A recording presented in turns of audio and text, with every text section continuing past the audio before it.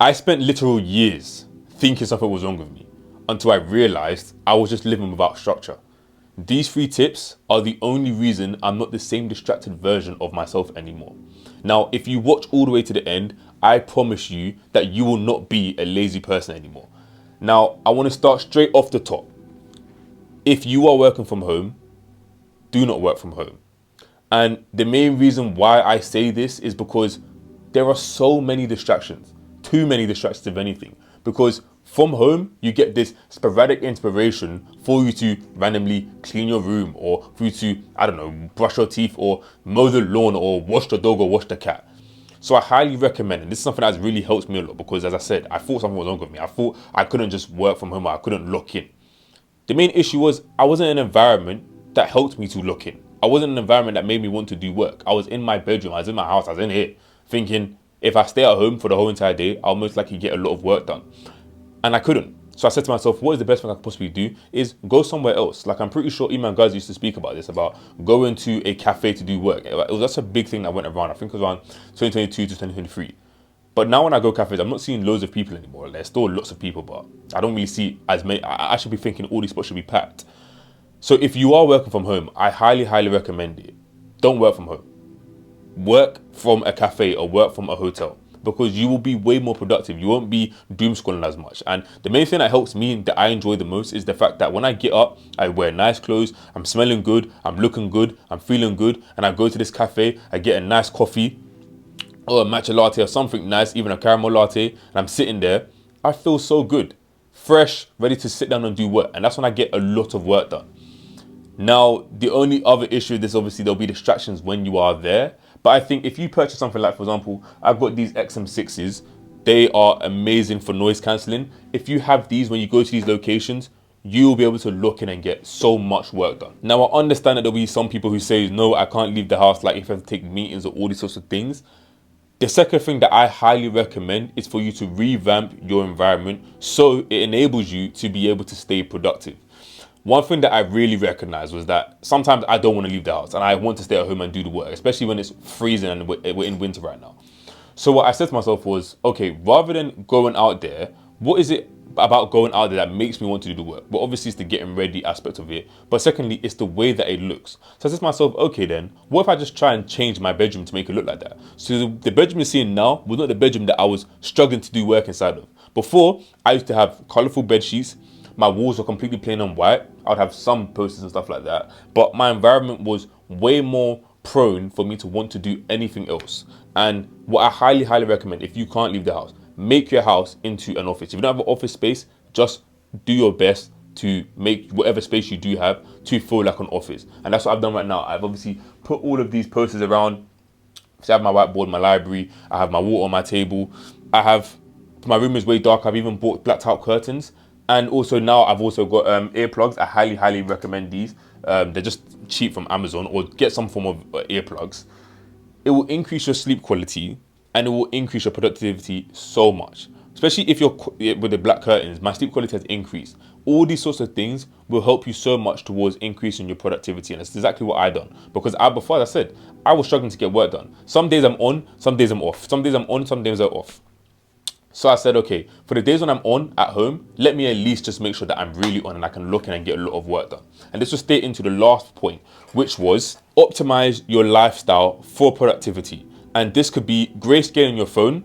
This could be having downtime on your phone. This could be having D&D on your phone. This could also be having a simple lifestyle, and then also diet. Now, I'm going to touch upon every single point because I think every single one is very, very important. So number one is grayscale. So as you can see right now, my phone is on grayscale. So my phone, I'm on ChatGPT, you can't really see it, but my phone is on grayscale. So the way that you can get this is, I'm pretty sure if you go to accessibility, then you go to display text and size, and then you go to colors and filters, and then you click colors and filters, you turn it on, then you will see grayscale. Click that.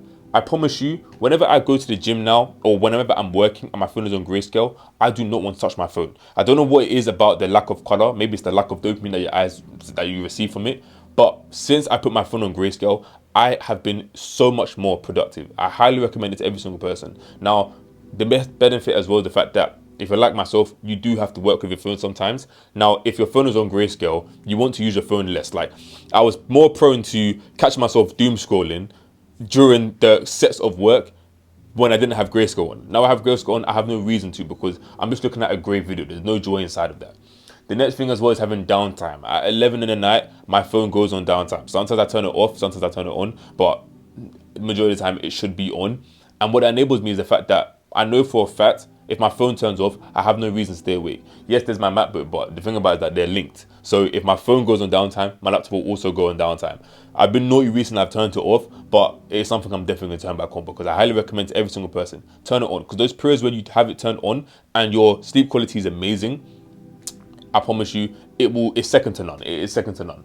Second thing is D&D. I have the sleep mode that turns on from 7:15 until, well, I think it's 6 a.m. in the morning or 5 a.m. in the morning. I highly recommend that, because majority of the time, especially if you are trying to achieve something, for some reason, all your friends want to call you towards the night time. And I think the main reason is because if people are working, their free time is towards the night time. But have it on for every single person. Yes, you can add some certain people, some certain friends or important people in your family to be able to call you through the downtime and the D&D. But if not, just turn it on. You don't need to see the notifications booming your phone. It helps you way more to stay productive. Second thing is having a simple lifestyle. That is something that I had to really adopt. And that's what really helped me to go from being lazy to now being way more productive. Because what's happening before, I even say the two sides of it. Before, which is when I was around like 16 towards 18, my life was full of gyal. Bare gyal. And the issue with that is, it's not a simple lifestyle. If you are somebody who dates or has a girlfriend, you understand that one girl is more than enough. When you're talking to multiple, it is so much stress. And for me saying, or at least becoming Christian and actually staying away from those sorts of things, it has enabled me to have such a simple lifestyle. And if you have a simple lifestyle, it will go so far. But then the other side, which is the other spectrum of it, is when I was doing my 90-day challenge, that was very complex. I said to myself, I'm going to do this, these 7 criteria every single day. And the more thing I'm going to touch upon was the training twice a day. That's not for me, because when I go to the gym, I train really hard. So imagine I'm going to the gym twice a day, training really hard both times, whilst trying to build a business. It wasn't really working. I wasn't really able to get a lot of work done. So now what I do is I'm going to the gym 4 to 5 times a week consistently. That is the best thing for me right now, because it is simplicity. Don't be trying to do 100,000,001 things whilst you're trying to focus on this one big goal. I don't know what your goal may be, but if you know you want to be productive and focusing on this one thing, the best thing you can possibly do is decrease the other factors around your time and look at this in terms of opportunity cost. Charlie Munger speaks about this, and I'm pretty sure Jeff Bezos spoke about this, that whatever time that you're spending towards one thing is time that you can't spend towards another thing. So if you want to be productive, decrease the amount of time the amount of things that you are investing time into. Then finally, thank you for watching all the way to the end. I'm going to be giving you a bonus tip, and I think this tip is actually probably the most important tip, because it will help you stay consistent throughout all of these other tips. And it is, have a reason why. If you have a massive reason why as to why you do certain things and why you do literally everything or the main things towards your goal, it will enable you to actually stay completely focused, because you're less likely to go off course, because you're doing something way bigger than yourself.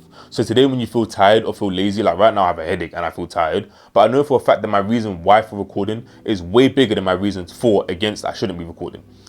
And having a massive why, as I said, it will keep you on course. So ensure, whatever it may be, come up with a reason. If you're in poverty, that's your reason, bro. If you aren't in poverty and maybe your mum is ill, that's your reason. Find a massive reason. If you have not even, let's say nothing is wrong in your life, but you said that you want to achieve something. Let's say, for example, like even Jeff Bezos, what he's talking about right now is that he wants to take away all of the energy consumption things, or the bad energy pollutions that we produce, or the bad pollution that we produce from trying to harvest energy into outer space. That is such a massive why. And that is what fuels him a lot to do a lot of things. Something like that. When you have those reasons to be able to do certain things, you are unmovable. It will take an unfathomable force to take you off course. And that will be all of the tips. Thank you for watching all the way to the end of the video, guys. If you enjoyed today's video, I'm not going to sell you anything. I just have one favor to ask for, and it is for you to subscribe, because that will support the channel.